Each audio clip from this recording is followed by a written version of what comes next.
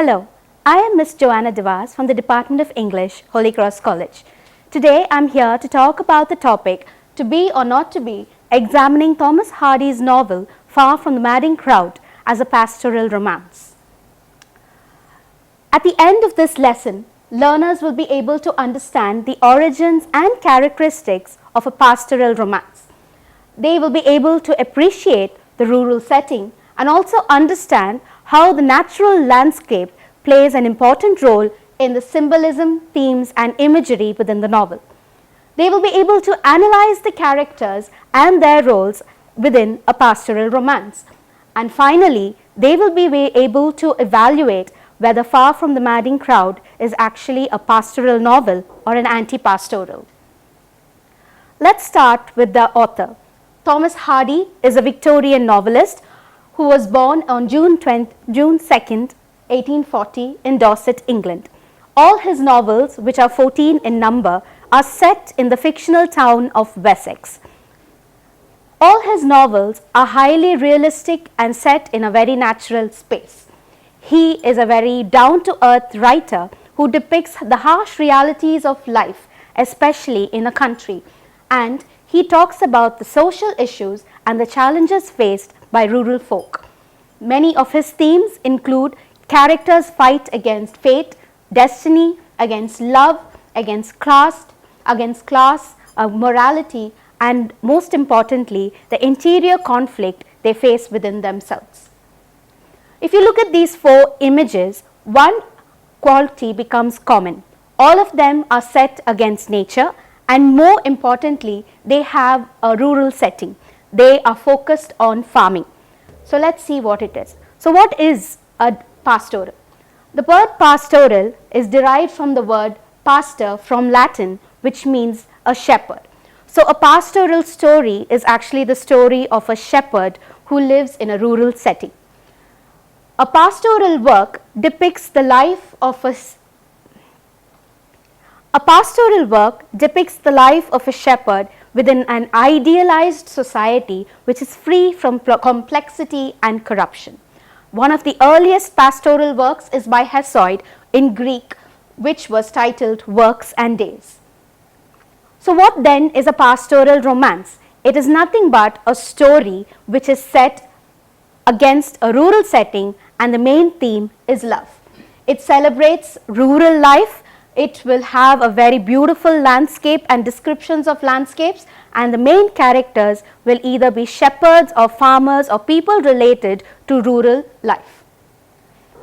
What are the themes in a pastoral romance? The major theme will obviously be nature and man's relationship with it. It showcases the purity of rural life as opposed to the urban complexity of city life. Love and courtship is one of the main themes of a pastoral romance, especially set in a rustic setting. And finally, pastoral romances are full of fantasy and they allow the reader to escape from reality. Now let's come to the novel, Far from the Madding Crowd, published in 1874. It is a Victorian novel, and the title, Far from the Madding Crowd, is taken from the poem Elegy Written in a Country Churchyard by Thomas Gray. This story is about a female protagonist, Bathsheba Everdeen, who is a highly independent woman who wishes to challenge society and their expectations and live a peaceful life and find her own happiness. The setting of the novel, as I have said, is set in a rural community, and to be very specific, it is set in Wessex, which is modelled after Thomas Hardy's birthplace. Hardy calls Wessex a realistic dream country. It is not a real place, but it is modelled upon multiple towns in England. It is a countryside, and natural landscape forms the backdrop for the story and the events that happen in the characters' lives. Let's move to the characters. The main character, the protagonist of the novel, is Bathsheba Everdeen. She is a very strong, independent woman who would love to get married but without the responsibility of having a husband. She is involved in this novel with three main male characters. Number 1, Gabriel Oak, who is a shepherd. Number 2, Mr. Boldwood, who is a farmer. And number 3, Sergeant Troy, who she marries initially but who faces a number of problems because of him. The main themes of the novel obviously involve love and relationships. Bathsheba has 3 relationships in the novel, and all 3 relationships face hurdles. One is a very pure relationship that she has with Gabriel Oak, and whom she finally marries at the end of the novel. Second is her relationship with Sergeant Troy, whom she marries as an impulsive act, and the reason for which she faces a lot of difficulties in her life. The third is her relationship with Mr. Boldwood, who wishes to marry her because of a mistake that Bathsheba has made, where she plays a prank on him by asking him to marry her, but when she later changes her mind. So Mr. Boldwood actually becomes very obsessed with her, and their relationship takes on a more tragic turn. Coming back to the themes, the next theme is fate and destiny. All the characters are ruled by the cruel hand of fate. When we begin, Gabriel is at a very stable setting in life, whereas Bathsheba is at a very lower status in life. But as the story moves on, these characters and their lives start fluctuating, and most of them end up in a very good place, especially Bathsheba and Gabriel, while all the other characters lose their status in life. Bathsheba is heavily focused on finding her own independence and going against society's expectations of her. So everything that she does throughout the novel is focused on fighting against society. There is a big emphasis on morality and ethics, especially when it comes to her relationship with Sergeant Troy, who is very morally and ethically lacking. The main theme of the novel, of course, will be nature and environment. Bathsheba is a farmer, Gabriel is a shepherd, and both their stories are set against the backdrop of farming, and so whatever happens in their lives, all the ideas that they have, all the values that they inculcate, and all the actions that they do are all related to farming and nature. Social class and status. Once again, class plays a very important role, because in the beginning of the novel, Gabriel asks Bathsheba to marry him, but she refuses because she is at a lower status than him. Finally, at the end of the novel, both of them are at the same level, and so they agree to get married. Loneliness and isolation. Both Gabriel's home and Bathsheba's home are quite on the outskirts of the society. As long as they are on the outside, their lives are perfect. The moment the city life and the outside world starts to intrude, it causes a lot of problems within their lives. And finally, tradition and change.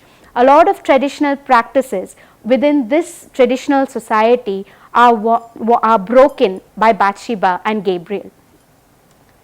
What are the pastoral elements then that make this a pastoral novel? Number 1, it is of course set in a rural setting. Number 2, there are shepherd characters. Gabriel Oak is a shepherd character, Bathsheba is a farmer.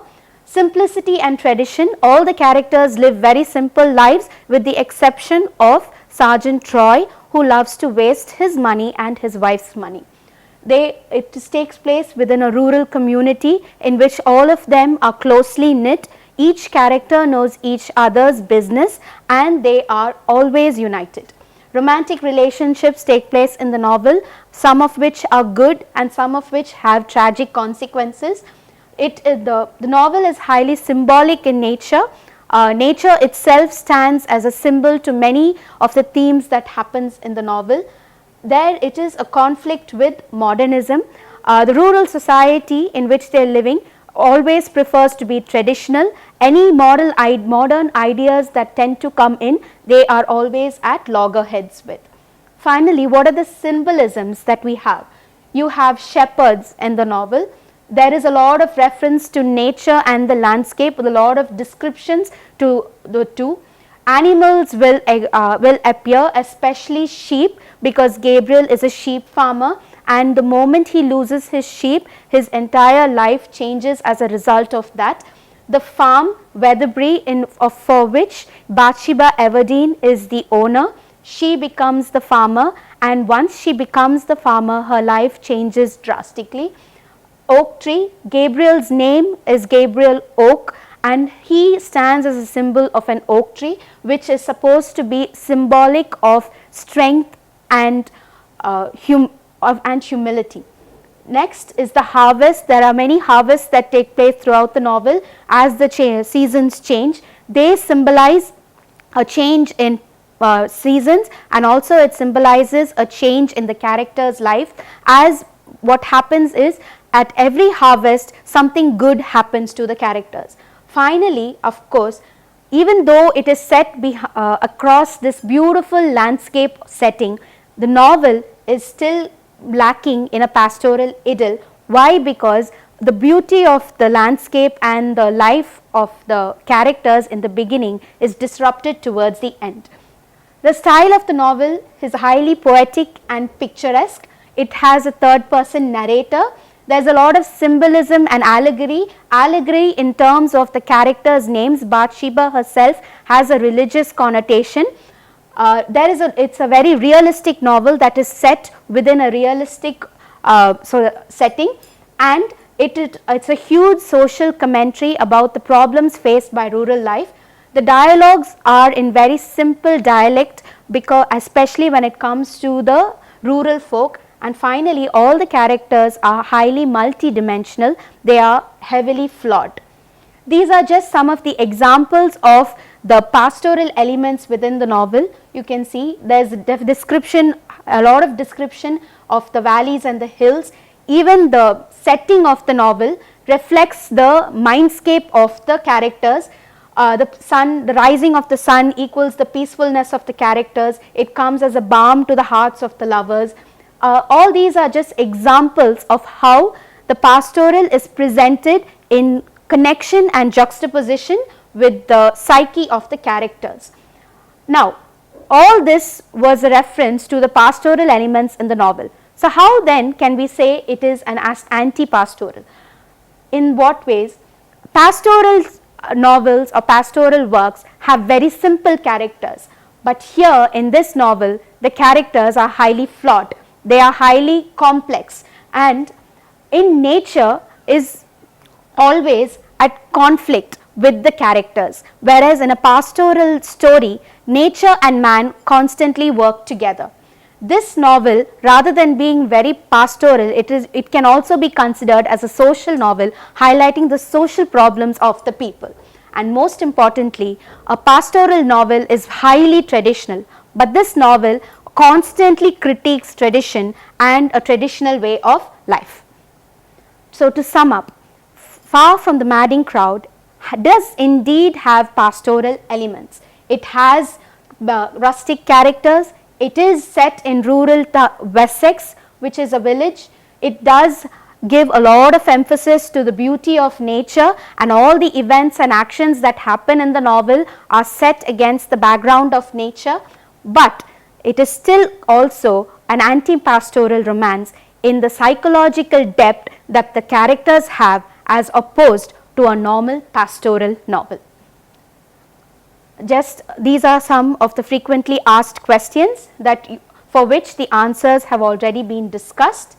These are some of the references that I have used. Thank you.